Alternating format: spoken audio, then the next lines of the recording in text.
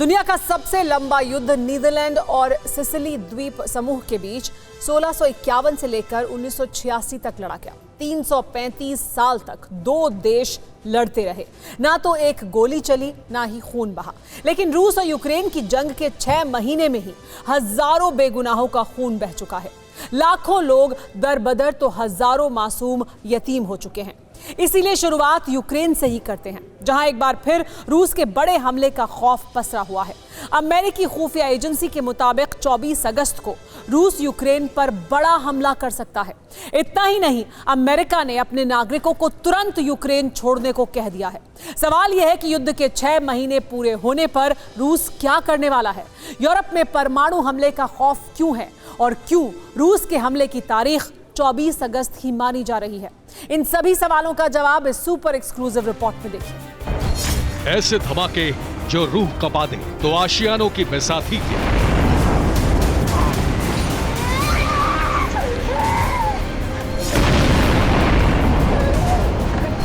Non stop बरसते बारूद से बस्ती थर्रा रही है।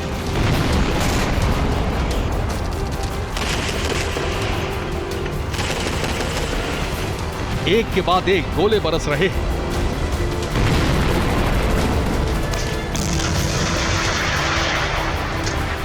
और आशियानों की ओट में सहमा इंसान जिंदा रहने की दुआ मांग रहा है।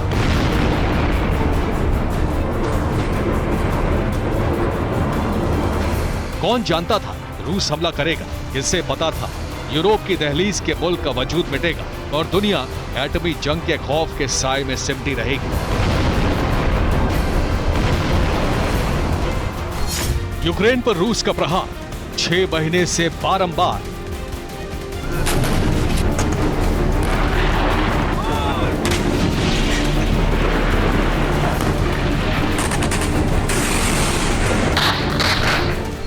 कौन मिटेगा, कौन बचेगा? महायुद्ध क्यों खिंचेगा?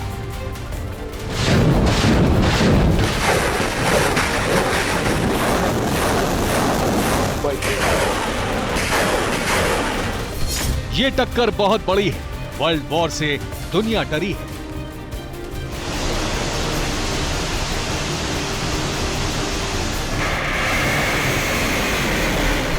वही खौफ, वही डर और वही बारूदी मंजर है। यूक्रेन पर रूस के हमले को 6 महीने पूरे हो चुके हैं, लेकिन 24 फरवरी से 24 अगस्त तक कुछ नहीं बदला है।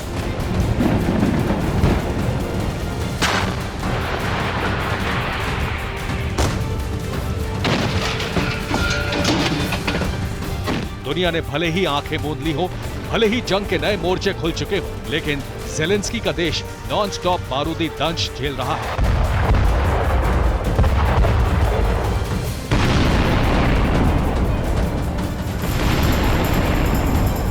पुतिन के प्रहार से यूरोप की चौखट का मुल्क धीरे धीरे सिमट रहा है।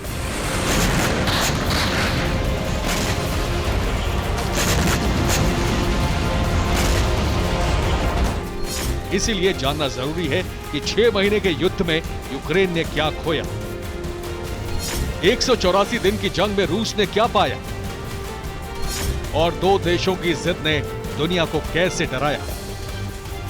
सवाल यह भी है कि यह युद्ध कब खत्म होगा भी या नहीं, और अगर ऐसा है तो पुतिन के आक्रोश और ज़ेलेंस्की की जिद का अंजाम दुनिया को कैसी त्रासदी के मुहाने पर ले जाने वाला है।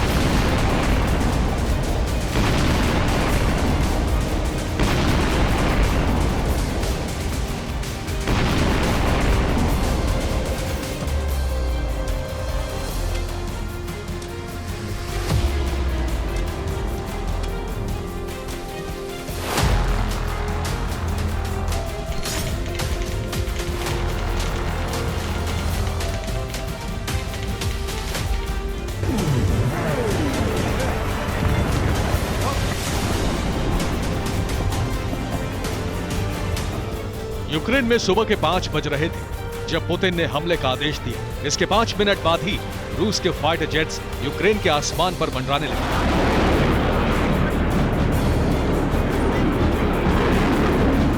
यूक्रेन के पूर्वी इलाके में बहुत दूर राजधानी कीव और कई शहरों में सैन्य ठिकानों को निशाना बनाने के लिए जोरदार हमला शुरू कर दिया गया।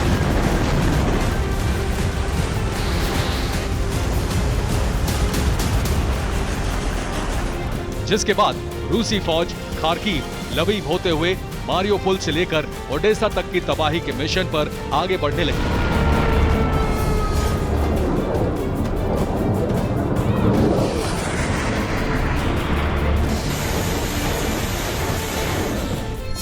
चौबीस फरवरी को रूस ने यूक्रेन के पूर्वी इलाके से हमला शुरू किया। डॉनबास इलाके को कब्जा करने के बाद रूस की सेना मारियोपोल की तरफ बढ़ी। मारियोपोल में कई हफ्तों तक भीषण खून खराबे के बाद रूसी फौज ने क्रीमिया तक जमीन रूट तैयार कर लिया। इसके बाद रूसी फौज ने साउथ यूक्रेन के सबसे बड़े शहर खेरसोन को कब्जे में लिया। इसके साथ ही ओडेसा का बड़ा इलाका रूसी कब्जे में आ चुका था। 6 महीने के दौरान रूस ने आधे यूक्रेन को बर्बाद कर दिया है। पूरब से लेकर दक्षिण तक का कोई शहर, कस्बा या गांव नहीं बचा है जहां रूसी मिसाइलों से राख के ढेर में तब्दील हो चुके आशियाने ना हो।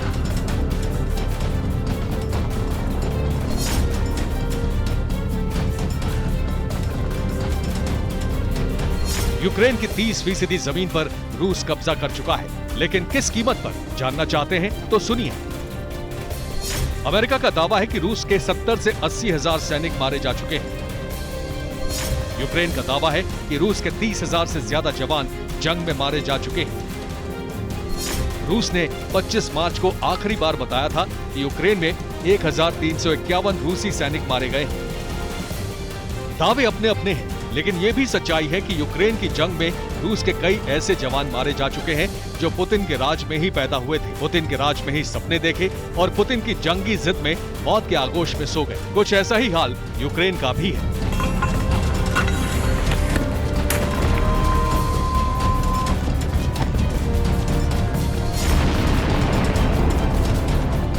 रूस के साथ जंग में यूक्रेन के 9,000 से ज्यादा जवान मारे जा चुके हैं। यूनिसेफ के मुताबिक 60 लाख से ज्यादा यूक्रेनियों को देश छोड़ना पड़ा है। इस जंग में 1,000 बच्चों की भी मौत हो चुकी है। यूक्रेन का 10 में से 1 स्कूल कॉलेज तबाह हो चुका है।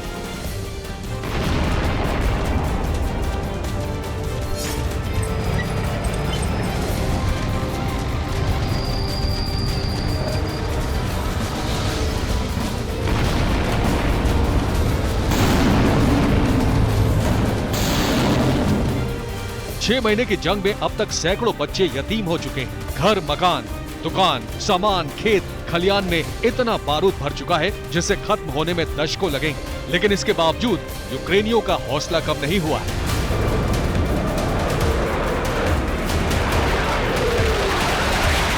रूस के लड़ाकू विमानों की परवाज की ये तस्वीरें यूक्रेन की हैं। रूस के कई फाइटर जेट्स ने यूक्रेन पर बड़ा हमला करने की तैयारी कर ली थी।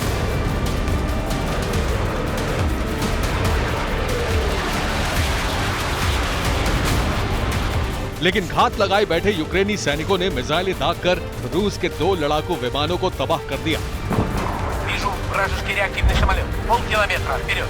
Вижу вражеский реактивный самолет. 1 километр. Восток. Вижу вражеский реактивный самолет. 1 километр. Восток. जिसके बाद बाकी रशियन फाइटर जेट्स वापस लौट गए।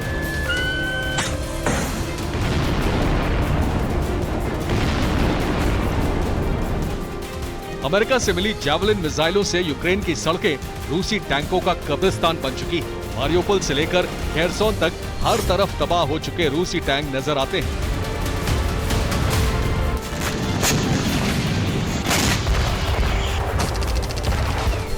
ये तस्वीरें कीव की हैं, जहां रूसी टैंकों की परेड निकाली गई। यूक्रेन की फौज के हमले में तबाह हुए टैंकों की नुमाइश लगाई गई।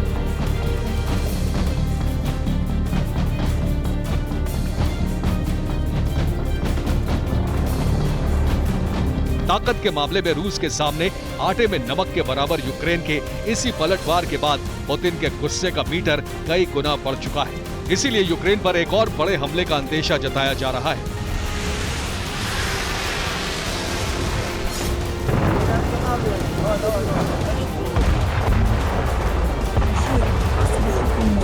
अमेरिकी खुफिया एजेंसियों के मुताबिक 24 अगस्त को रूस यूक्रेन पर बड़ा हमला कर सकता है। दावा तो यहां तक है कि मॉस्को की तरफ से हमले की पूरी तैयारी कर ली गई है, लेकिन सवाल यह है कि 24 अगस्त ही क्यों? इसकी वजह समझिए।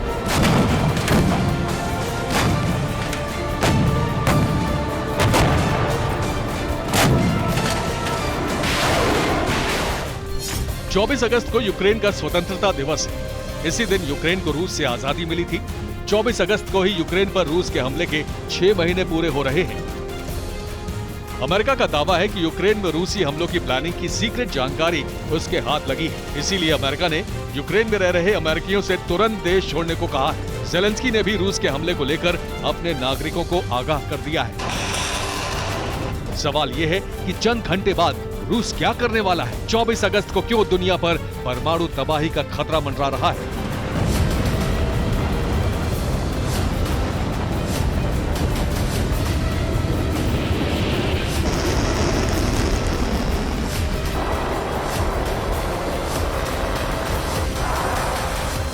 यूक्रेन के साथ युद्ध में रूस ने सिर्फ टैंक और अपने जवान ही नहीं गंवाए हैं, बल्कि रूस की गैरत भी सरेआम हो चुकी है।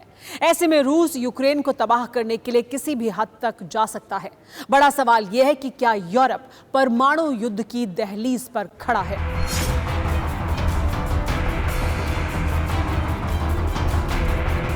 ये यूक्रेन का ज़ेपोरिजिया न्यूक्लियर पावर प्लांट है।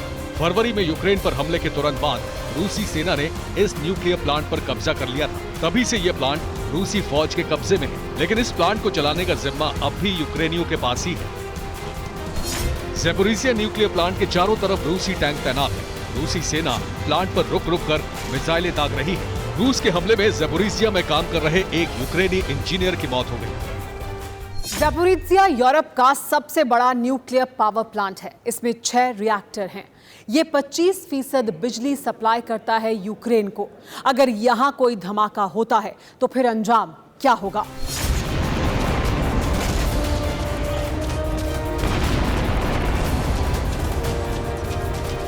कयामत आ जाएगी, कयामत। जानना चाहते हैं क्यों? तो यूक्रेन के ही चेर्नोबिल न्यूक्लियर प्लांट से ही समझिए।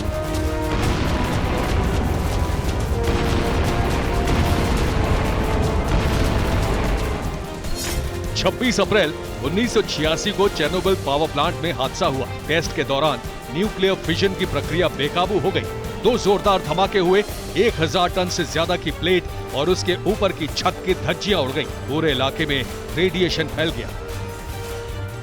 ज़ेपोरिजिया चेर्नोबिल से 6 गुना बड़ा है। एक में धमाका होता है तो सभी रिएक्टर इसकी जद में आ सकते हैं। अगर ऐसा हुआ तो सदी की सबसे बड़ी तबाही तय है। इसीलिए दुनिया भर में हड़कंप मच गया है।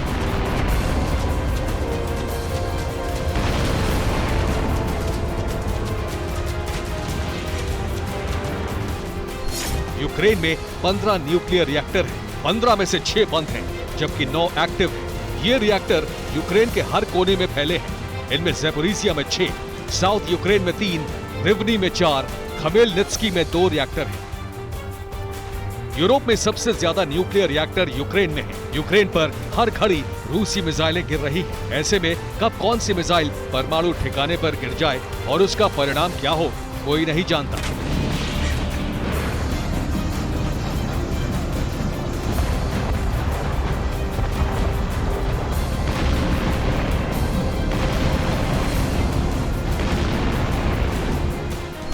लेकिन सवाल यह है कि क्या रूस न्यूक्लियर प्लांट में ब्लास्ट कर सकता है? क्या पुतिन न्यूक्लियर प्लांट पर हमले का आदेश दे सकते हैं? 6 महीने की जंग में दुनिया ने देखा है, जाना है और बखूबी समझा भी है कि यूक्रेन का वजूद मिटाने और ज़ेलेंस्की को सबक सिखाने के लिए पुतिन किसी भी हद तक जा सकते हैं, लेकिन परमाणु बम दागने की हिमाकत नहीं कर सकते। इसकी वजह भी है।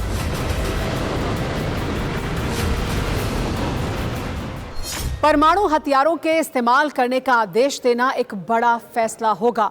इसकी वजह से पूरे यूक्रेन में तबाही आ जाएगी और सिर्फ यूक्रेन ही नहीं, यूरोप भी सीधे तौर पर प्रभावित होगा। दुनिया में इतनी बड़ी त्रासदी लाने के लिए पुतिन खुद को जिम्मेदार ठहरवाना नहीं चाहेंगे। तो फिर रूस के पास आगे क्या रास्ता है? रूस ज़ेपोरिजिया प्लांट पर हमला कर सकता है, जिससे रेडिएशन कम इलाके में फैलेगा। ज़ेपोरिजिया में अभी भी यूक्रेनी काम कर रहे हैं, इसीलिए तबाही के लिए रूस खुद इसे यूक्रेन की साजिश करार दे सकता है। ऐसा पहले हो भी चुका है।